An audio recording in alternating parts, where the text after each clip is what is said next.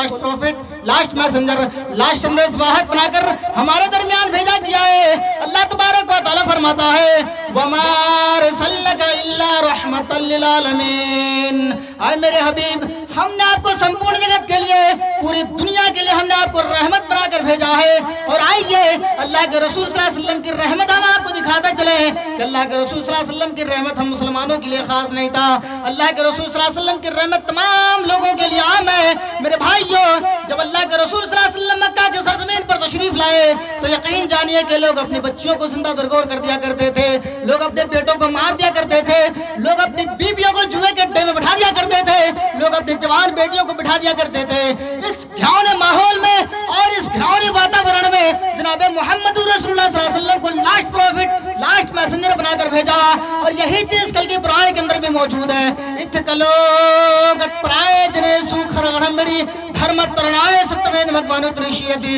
जब धर्म को लोग फॉलो नहीं करेंगे, धर्म को स्वीकार नहीं करेंगे, लोग अपनी मनमानी जिंदगी गुजारना शुरू कर देंगे तो भगवान त्रिशियति, भगवान एक अवतार भेजेगा, भगवान एक नबी भेजेगा, भगवान एक लास्ट प्रॉफिट, लास्ट मैसेंजर भेजेगा जो इन तमाम वातावरण को खत्म करेगा, इन तमाम घिनौने माहौल को खत्म करेगा। मेरे भाइयों, अल्लाह के रसूल सल्लल्लाहु अलैहि वसल्लम के आने से पहले लोग अपने बेटियों को जिंदा दरगोर कर दिया करते थे।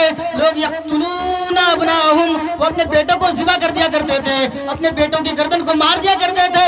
इन तमाम चीजों को अल्लाह के रसूल सल्लल्लाहु अलैहि वसल्लम ने खत्म किया है। इत्कलोगत प्राय जने सुखरगणमड़ी धर्म तरणाए सत्यवेद भगवान त्रिशियति। भगवान एक अवतार भेजा, एक नबी भेजा, इन तमाम चीजों को खत्म किया है। जब अल्लाह के रसूल सल्लल्लाहु अलैहि वसल्लम मक्का की सरजमीन पर तशरीफ लाए तो मेरे भाइयों, लोग इस तरह की घिनौनी काम क्या करते थे, शराबें पी जाती थी और लोग शौक से पीते थे, शौक से पीते थे। शराब को लोग पानी समझकर पीते थे। जैसे आज हम लोग खाना खाने के बाद पानी की जरूरत पड़ती है, पानी पीते हैं, तो वो लोग बजाय पानी के वो शराब से अपने लुकमे को नीचे उतारा करते थे। ये वातावरण था, ये घिनौनी माहौल था जनाब मोहम्मद रसूलुल्लाह सल्लल्लाहु अलैहि वसल्लम के आने से पहले। आइए अल्लाह के रसूल सल्लल्लाहु अलैहि वसल्लम की रहमत को हम दिखाते चले कि अल्लाह के रसूल सल्लल्लाहु अलैहि वसल्लम की रहमत जानवरों के लिए कैसा था, यतीमों के लिए कैसा था, बेवाओं के लिए, मिस्किनों के लिए, हिंदुओं के लिए, जैनियों के लिए, क्रिश्चियन के लिए, इन तमाम लोगों के अल्लाह के रसूल सल्लल्लाहु अलैहि वसल्लम की रहमत कैसी थी। आइए हम आपको बताते हैं। अल्लाह के रसूल सल्लल्लाहु अलैहि वसल्लम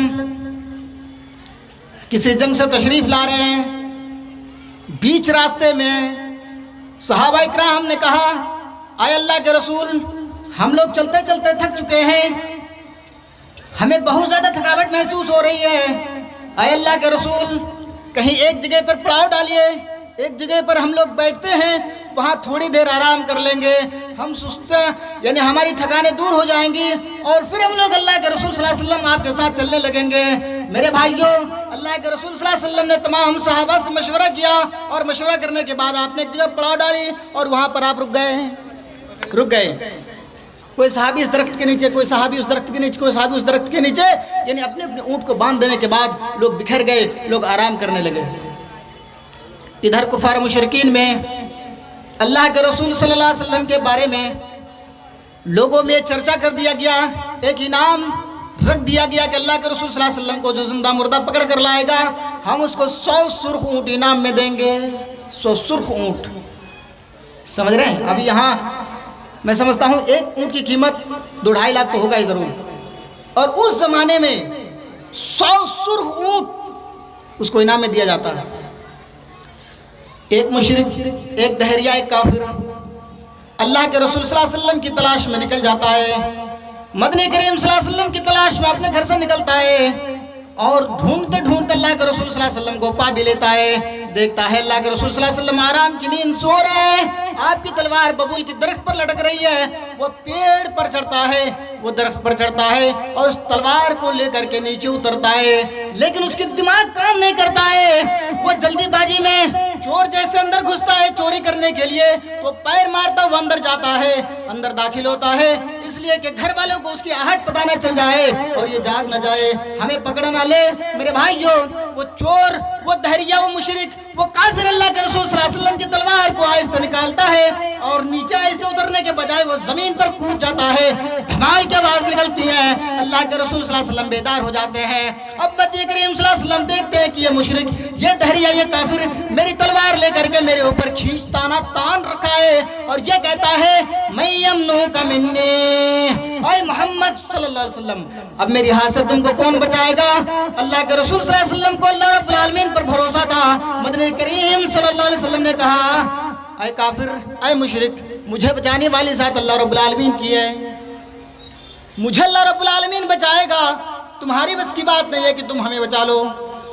ऐ काफिर, ऐ मेरे भाई, तुम मुझे मारने के लिए आए हो और मेरी तलवार तुम्हारे हाथों में और तुम यह वार करना चाह रहे हो। आए मेरे भाई, मुझे जब बचाने वाली ज़ात अल्लाह रब्बुल आलमीन किया है, अल्लाह रब्बुल आलमीन मुझे बचाएगा। वो काफिर, उस मुशरिक का हाथ थर थर कांपने लगता है, तलवार जमीन पर छूट जाती है, गिर जाती है। अल्लाह के रसूल सल्लल्लाहु अलैहि वसल्लम उस तलवार को उठाते हैं और उसी के अल्फाज को दोहराते हुए उसी को कहते हैं, अब मेरे भाई मैं यमनु का मिन्नी, अब तुम ये बताओ कि हमें हमारे हाथ से तुमको कौन बचाएगा, मेरी हाथ से तुमको कौन बचाएगा। वो इस्लाम को टेररिज्म से जोड़ने वालों, वो इस्लाम को आतंकवाद से जोड़ने वालों, वो इस्लाम को दहशतगर्द कहने वालों, मेरी बात तुम्हारे कानों के पर्दे फाड़ेगी और मेरी बात तुम्हारी कानों में जा रही है तो गौर से सुन ले। अल्लाह के रसूल सल्लल्लाहु अलैहि वसल्लम चाहते तो उस काफिर का, उस मुशरिक का गर्दन मार सकते थे, आप चाहते तो सारे सहाबाए किराम को जगा सकते थे, उठा सकते थे कि मेरे भाई ये काफिर, ये मुशरिक, ये दहरिया मुझे मारने के लिए आया है। अब सारे सहाबाए किराम को जमा करके उसको उसकी बोटी बोटी करवा देते, उनकी कीमा कीमा करवा देते, लेकिन अल्लाह के रसूल सल्लल्लाहु अलैहि वसल्लम ने ऐसा नहीं किया। आपने उसे प्यार के साथ कहा, मेरे भाई जाओ, हमने तुम्हें माफ कर दिया, जाओ, तुम्हारी बीवी तुम्हारी इंतजार कर रही होगी, तेरे बच्चे तुम्हारे इंतजार कर रहे होंगे, तेरे माँ बाप तुम्हारे इंतजार कर रहे होंगे, चले जाओ, हम तुम्हें कत्ल नहीं करेंगे, हम तुम्हें मारेंगे नहीं। वो इस्लाम को टेररिज्म से जोड़ने वालों, इस्लाम को दहशतगर्द से जोड़ने वालों, इस्लाम को आतंकवाद कट्टा कहने वालों, गौर से सुनो और कान के पर्दे खोल कर सुनो। रहमतुल आलमीन की रहमत को यह गवारा नहीं हुआ कि आपने उसके तलवार से, अपनी तलवार से उस काफिर, उस मुशरिक का गर्दन मार दे, आपने माफ कर दिया। वो काफिर, वो दहरिया अल्लाह के रसूल सल्लल्लाहु अलैहि वसल्लम का आला अखलाक, आला किरदार देकर कहता है, ऐ अल्लाह के रसूल, आप अपना हाथ बढ़ाइए, मुझे भी इस्लाम से जोड़ लीजिए। अल्लाह के रसूल सल्लल्लाहु अलैहि वसल्लम ने अपना हाथ बढ़ाया, वो काफिर भी अपना हाथ बढ़ाया और आपके हाथ पर हाथ रखकर बैत किया, अशहदु अल्ला इलाहा इल्लल्लाह व अशहदु अन्ना मुहम्मद अब्दुहु व रसूलुहु। वो कलमा पढ़ करके इस्लाम ले आता है, इस्लाम के दायरे में आ जाता है, इस्लाम एक्सेप्ट कर लेता है, कबूल कर लेता है, स्वीकार कर लेता है। मेरे भाइयों, मुझे एक ही मैसेज तुम्हें देना है, एक ही संदेश देना है कि जो नबी हमारे घरों के अंदर मौजूद है, वही नबी तुम्हारी किताबों के अंदर भी मौजूद है। उस नबी की प्रतीक्षा कर रहे हो कि हमारा नबी आएगा, कलयुग में नबी आएगा। और तुम 4 युग बताते हो, हिंदू धर्म के अंदर 4 युग होते हैं, 4 युग, सतयुग, त्रेता युग, द्वापर युग और कलयुग। सतयुग का माना यह होता है कि हमेशा से लोग अल्लाह रब्बुल आलमीन पर ईमान रखते थे, इसको कहते हैं सतयुग। त्रेता युग उससे थोड़ा सा हट करके, द्वापर युग उससे भी थोड़ा सा हट करके, यानी लोग चौथा हिस्सा करके एक हिस्सा अल्लाह रब्बुल आलमीन पर ईमान रखते थे, 3 हिस्सा अल्लाह रब्बुल आलमीन पर ईमान नहीं रखते थे। और कलयुग यानी घोर अंधकार, जहाँ सिर्फ गुनाह ही गुनाह लोग करेंगे, अल्लाह रब्बुल आलमीन पर तवक्कुल ही नहीं करेंगे, भरोसा ही नहीं करेंगे। उस वातावरण में अल्लाह रब्बुल आलमीन जो रसूल भेजे हैं, जो नबी भेजे हैं, वो जनाब मुहम्मदुर रसूलुल्लाह सल्लल्लाहु अलैहि वसल्लम है। लेकिन ये लोग प्रतीक्षा कर रहे हैं क्या, अरे कलयुग में नबी आएगा, कलयुग में नबी आएगा। वो नबी कलयुग में आ चुका है, वो कलयुग में नबी आ चुके हैं। अब अल्लाह के रसूल सल्लल्लाहु अलैहि वसल्लम के अलावा दूसरा कोई नबी आने वाला ही नहीं है। अल्लाह रब्बुल आलमीन ने जो नबूवत का सिलसिला है उसको ख़त्म कर दिया है। और वो रसूल तुम्हारी ग्रंथों के अंदर, यहाँ न पक्षपात कुछ न राखूं, वेद पुराण सतमत भाकूं, संवत विक्रम विक्रम दो अनन्ना महाकोख न चतुर पतंगा। राजनीति भव प्रीति दिखावे आपन मत सबका समझावे। सुरंजत सुदर सचारी तिनको वंश भयो तुम्हारी। तब तक सुंदर मध्य कोया बिना महामत पार न होया। तब से मानव जंतु विकारी समरत नाथ देह व्रतधारी। हर सुंदर निर्माण होई तुलसी वचन सद सच होई। भाई ये काम अब कर रहे हैं, पहले कर लेना चाहिए था।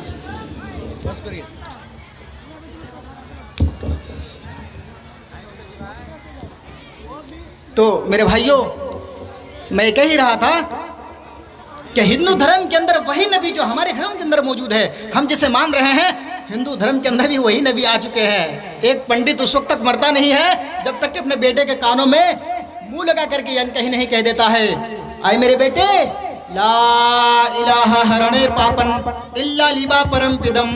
तू जो चाहिन स्वर्ग तो जपे नामे मोहम्मदम। आए मेरे बेटे, दुनिया में पेट पालने के लिए यानी जब तुम बूढ़े हो जाओगे, बूढ़ा होने से पहले ये मंत्र किसी के सामने जाहिर मत करना, ये मंत्र किसी को बताना नहीं, वरना तुम्हारी दुकानें बंद हो जाएंगी, तेरे पेट के तोंदे बोटी नहीं भरेगा। आए मेरे बेटे, इस मंत्र को किसी के सामने जाहिर मत करना। आए मेरे बेटे, अगर तुम जन्नत चाहते हो, पैराडाइज में जाना चाहते हो, स्वर्ग में जाना चाहते हो, तो जपे नाम मोहम्मद, मोहम्मद का नाम जपने वाला बन जा। आए मेरे बेटे, इससे पहले इस मंत्र को किसी के सामने जाहिर मत करना। रामचंद्र जी इस मंत्र को लिखते और कहते हैं, यहाँ न पक्षपात कुछ न राखूं, मैं यहाँ किसी की तरफदारी नहीं करूंगा। तुलसीदास जी, वाल्मीकि जी रामायण के अंदर ये मंत्र को पूरा लिखते हैं, यहाँ न पक्षपात कुछ न राखूं, वेद पुराण सतमत वाकूं, मैं यहाँ किसी की तरफदारी नहीं करूंगा, मैं यहाँ किसी के सपोर्ट पर नहीं बोलूंगा, मैं यहाँ किसी का पक्ष लेकर के नहीं बोलूंगा। यहाँ न पक्षपात कुछ न राखूं, वेद पुराण सतमत भागों। वेदों में और पुराणों में यानी वेदों के अंदर और पुराणों के अंदर या कुरान के अंदर जो लिखा हुआ है वो साफ साफ मैं तुम्हारे दरमियान रख दूंगा, मैं वो चीजें सामने तुम्हारे रख दूंगा। यहाँ न पक्षपात कुछ न राखूं, वेद पुराण सतमत भागूं, संवत विक्रम दो अनंगा। 7वीं सदी में 14वीं रात की तरह एक सूरज चमकेगा, उस सूरज को एक्सेप्ट करना, उस सूरज के ऊपर ईमान ले आना। वो सूरज कौन होगा? वो सूरज के ऊपर ईमान ले आना वो सूरज होगा बिना महामत पार न होया। मोहम्मद के बिना तुम्हें कहीं निजात नहीं मिलेगी, कहीं तुम पैराडाइज में नहीं जा सकते हो, कहीं तुम्हें निजात नहीं मिल सकती है। बिना महामत पार न होया, मोहम्मद को अगर नहीं मानोगे तो तुम्हें जहन्नम के अंदर धकेल दिया जाएगा, तुम्हें नरक के अंदर डाल दिया जाएगा, तुझे जन्नत नहीं मिलेगी बिना महामत पार न होया। तो उस 14वीं सदी के और 14वीं रात के जैसा चमकने वाला जो इंसान होगा, उस इंसान के ऊपर ईमान ले आना। अहमद पितुस्फरी मेघा मृत सजरब अहम सूर रईवाजने। अहमद नाम का एक आदमी आएगा, मोहम्मद नाम का एक आदमी आएगा जो सूर्य की तरह चमकेगा, सूरज की तरह रोशन होगा।